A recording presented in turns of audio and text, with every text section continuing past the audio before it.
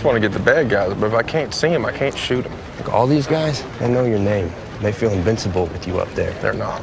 They are if they think they are. Why don't you just keep banging on the long gun? We'll let these dogs sniff out Zakali. Well, debate over the hit film American Sniper has shifted toward criticism over the movie's real inspiration, legendary sniper Chris Kyle, whether he is actually a hero. Former Navy SEAL Rob O'Neill, the man who killed Osama bin Laden, says snipers, like Chris Kyle, repeatedly saved his own life. And he joins us this morning on the Curvy Couch. Nice to see you, Rob. Good morning. Thanks for having me. So tell us about that. Snipers saved your life. Yeah, every mission that we went on, I've been on over 400 missions in different theaters of war. And every single mission, snipers did more than just sit there and protect us. They let us in. They found the routes. They found IEDs on the way in. Once we started hitting our targets, they would climb up high, cover our movement, look through doors and windows before we got there. It was not uncommon for us to be silent and we hear shots go off. They had spotted insurgents that were trying to ambush us, and they saved our lives.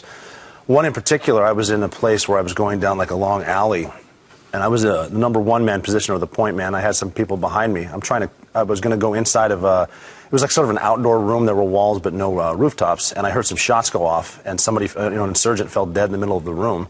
And he was setting up an ambush about 3 feet away from me with a belt-fed machine gun. I looked up, and the sniper was looking down at me, and it's like, hey, you're clear. And if a sniper doesn't come and save you that day, somebody like you doesn't have the chance years later This to go insurgent on. was so close that if it doesn't matter how much body armor I had on, if I would have taken 2 more steps forward, he would have shot me as many times as he wanted. That's amazing. So having had that experience with snipers in your own life, having your life saved by one, how do you respond to the criticism you're hearing, not just of the movie, but of snipers in general? This from Matt Taibbi, probably one of the dumbest people practicing journalism today, in Rolling Stone. His review, he describes the movie as, quote, almost too dumb to criticize.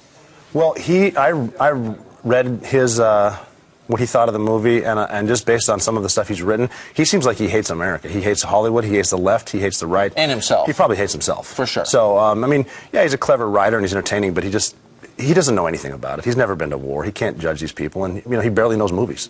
And people who are part of the far left who maybe buy into this and read a lot of Rolling Stone, which of course let's actually remember about what Rolling Stone did, glorifying terrorism, putting the Boston bomber, one of the Tsarnaev brothers, on the cover. Right. They botched the story about the alleged rape at UVA and falsely accused a fraternity of that. But anyway, what about the left? They think that war is so bad, and that people who join the armed forces, they're trigger happy and they cling to their guns and their Bibles. Where does this stereotype come from, and why is it so wrong? Well, they hated the Bush administration so much that they despised the Iraq War and anything having to do with it. I really don't think it's personal towards the guys that went. The guys that went because they were told to go.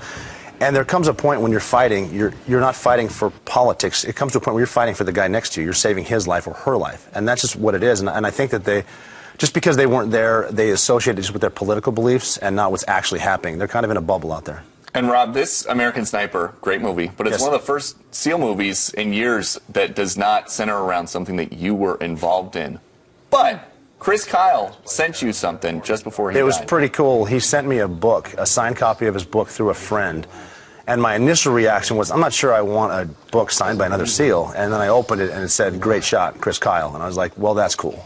I'll take that. Wow. Yeah, so what is, I mean, it must be, it sounds like snipers are needed, are desperately needed, but it must be hard for some of them. Like what effect does it have on the man? Well, I don't think it has much of an effect because they have so much going on. Like I said, they get us there. They know the security. They're talking to everybody from the bosses back home to they're coordinating air support. They're doing all kinds of stuff. And then when it comes down time to take a shot, they're so well trained. The shot is the shot, and they're confident. It's not like they're taking blind shots at people. And if just the opposite. Yeah, they're eliminating the threat. They're saving American lives. They're saving coalition lives. They're saving civilian lives.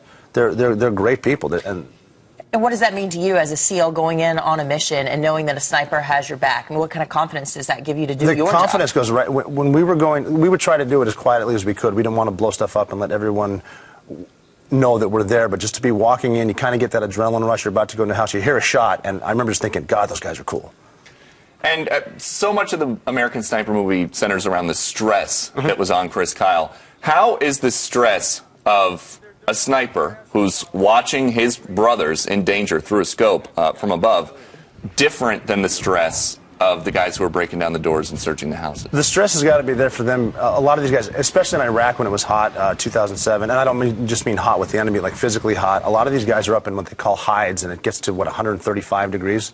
And they're up there, and they got to keep their eyes on the people moving. They have to take the shot, the precise shot, and they have to hit.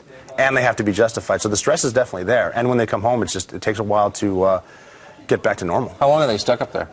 It all depends. I know guys would rotate in and out 4 hours at a time. And I mean, all up there for days at a time, just 4 hours on, 4 hours off, 4 hours on, 4 hours off. Thank you so much for coming back, Rob. Great to be here. Appreciate Glad it. to see you. Thank you. Thanks for your service. All right.